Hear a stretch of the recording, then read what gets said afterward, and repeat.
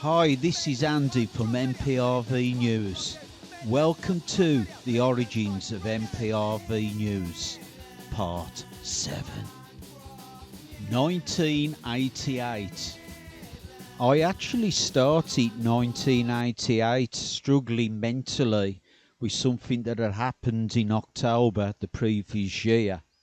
While me and my friend were travelling back at night from a soccer game, my friend fell asleep behind the wheel of his car and flipped the car, sending it through 3 lanes of the motorway, with trucks swerving to miss us as we spun across their paths.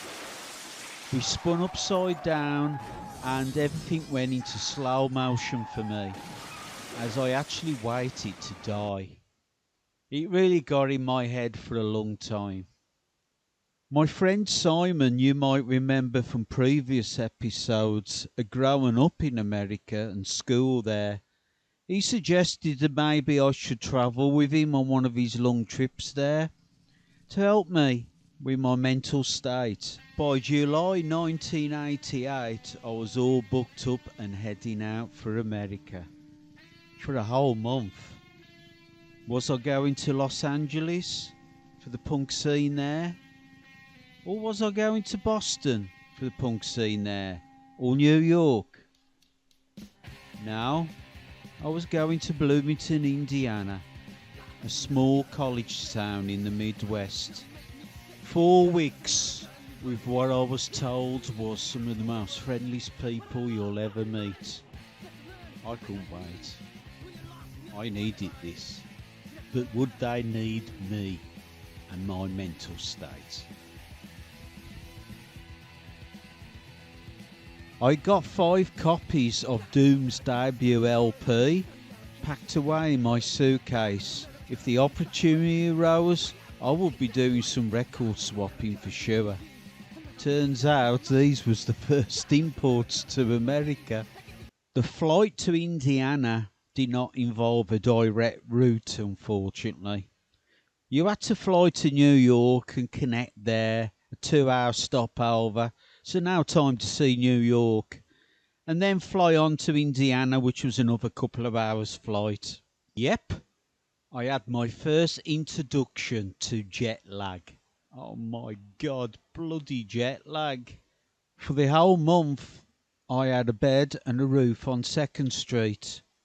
I was well looked after and hung out with a lot of great people there. The only problem was there were 6 of us, but only 5 fans. At night in Bloomington, the temperatures will get into the 80s still. Guess which one out of the 6 was last back from the bars, and always missed out on the fan.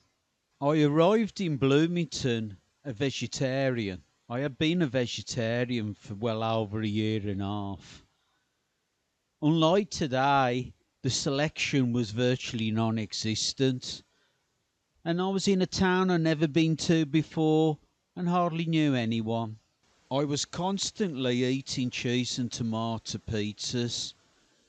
I managed to find a regular place to go to called Mother Bear's Pizza. While waiting for my takeout pizza, it was fascinating to watch them in the kitchen make the pizza. Back in England then, the only pizzas you could really get was frozen ones in the supermarkets. We didn't have the chains like they had in America back then. Turned out as years went on that I picked right, that Mother Bear's Pizza turned out to be one of the best pizzas in the whole of America. Sadly, in the end, I had to try something different, and I went in McDonald's and brought an hamburger. The shame. I had literally been in Bloomington, Indiana only a couple of days, and I saw a poster of an event I really wanted to go to. So I brought tickets. Just one problem. The gig was in Indianapolis, an hour's drive away, and I knew nobody to take me. Time to make more friends. I befriended a guy called John Mahoney who had a cool car that he hand painted himself, as you can see in the picture. and I agreed to pay the gas money, which wasn't a lot of money compared with UK prices, and off to Indianapolis we went. I don't remember much from the show, only a couple of things. One was while we was hanging outside, a Cadillac pulled up and it was just totally covered in napalm death, which I found amusing at the time because napalm death was still very underground in the UK and didn't expect to see that in a place like Indianapolis. And the other fun part was I always remember going into the pit for 7 seconds, and typical English how we drive on the other side of the road. I went the wrong way round in the pit, which over there is seen as the ones who were trying to cause trouble in the pit. So all these people were ducking and weaving out my way, expecting me to be throwing a punch at them or something.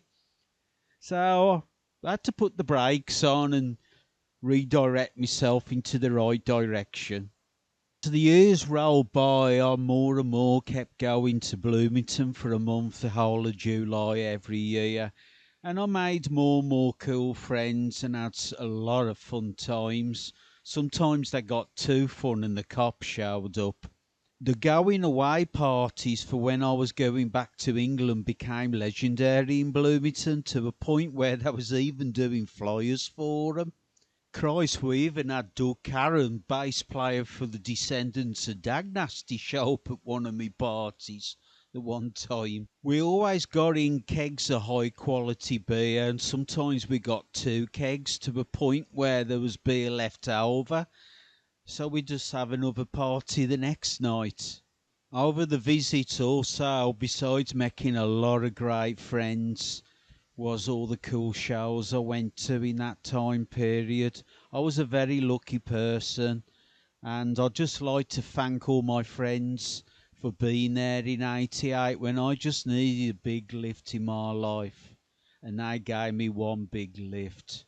I could tell a hell of a lot of stories from those days, but one of my best friends out there, Bird, has written 2 books on them days. You can find them on Amazon, and it tells you something that the books come in 2 parts, Volume 1 and Volume 2. And trust me, they are thick books as well with a lot of pages. One story I will tell though is when Bird and me went to see a Lookout Records band called Green Day, playing this fire hazard basement to around 60 people for $2.